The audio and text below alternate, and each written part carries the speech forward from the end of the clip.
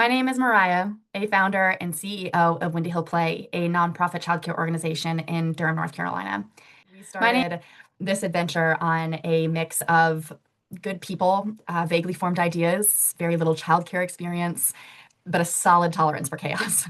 And, we started with children that had the ability to communicate their needs and their experiences. And we did that to build trust and credibility. And now we have parents that come to us when their children are 4 months old, hoping to have their child enrolled when they turn 16 to 18 months old. So it's safe to say it's not always what we thought it would look like. Things take turns. You think you're building one thing and then it shifts. But what's really grounding is realizing that none of the experience, none of the time has ever been wasted. Everything gets used in some ways. Being outside, letting kids be in nature, just letting things unfold sometimes instead of over structuring everything. But as things grow, we also learned that, when you start with two children, you can kind of go with the flow. But then when you start to grow and you consistently have seven children, then you need to have some really good, clear boundaries. And this was particularly important as we started to expand our team. And, we started by bringing in people that just were open to learning. And what we found is that a lot of our younger generation, the ones that are in high school, graduating from college, in college, undergrad, grad students, that they're in this learning mode. And while they also have an appreciation for structure and boundaries, they're more willing to look at a flowing, growing situation and ask themselves not only how they can support it, but how they can also see themselves within it. So we have learned through patterns and observations that some of the simple things that we observe in functional organizations actually aren't that simple. Clear boundaries, building up trust amongst team members across different levels of leadership, and kindness, practicing kindness within ourselves and each other, but also looking at how we can balance those individual values versus the community values, and knowing that those community values are things that we build together. When we look back and ask ourselves why we do certain things, we recall those moments in time that helped us to build up to where we are now. These strong foundations, what we call infrastructure, policies, procedures, rules, regulation, licensing, all of these things are in place to support what is constantly changing. Our team, for example, there are people who are steady and rooted here and who we hope to hold on to for forever.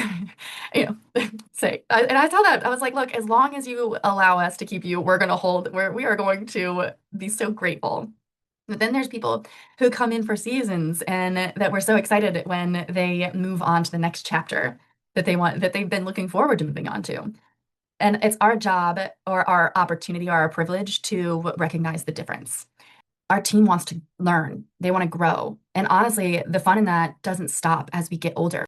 So we're trying to build not only the physical infrastructure and the culture, but what we're asking for here, which is clear programs that have clear boundaries, that have metrics that support the foundation and a foundation that supports the metrics for people to come through here, to learn, to feel that they're a part of it, to gain the sense of belonging that stays with them even past their time as an active team member. We've had high school students, college students, people in transition, and watching them grow in real time has been one of the most meaningful parts of this journey so far.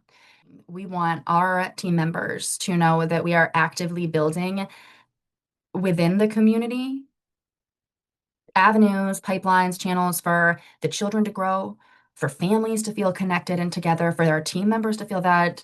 And one thing that we are learning as now the founders that are shifting into this administrative leadership role is that it's our responsibility to seek out the support that we need to continue to invest in the areas that aren't always visible as our primary mission, right? Like our primary service is care for children, but our bigger mission is to care for our team members, to care for our family members, the continuity of care in those areas, and to build something that other care communities can be a part of, to build something that the community looks at and says, yes, this is what we have needed all along.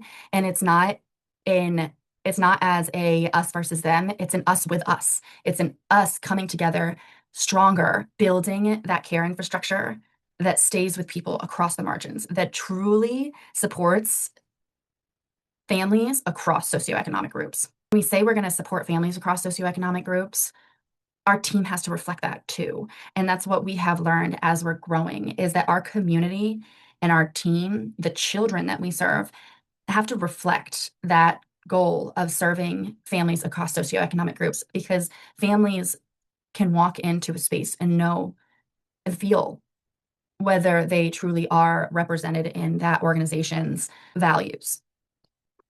We are trying to build something that can hold people as they grow, as they change, as they figure things out. And we're already seeing it happen. So now it's less about starting something new, which is an incredible place to be. To realize that we have a structure. We have something that people believe in, and not only believe in, but actively show up for every day. And that's where we are. We structured ourselves as a nonprofit intentionally because we knew that in order for this vision to become a reality, we needed everyone to feel like they were a part of it. And there is nothing like children and nonprofit that can make everyone feel like they're on the same page. We look forward to the opportunity to connect with you further, to partner with you, to hopefully one day bring you in on this vision that we hold at Windy Hill Play.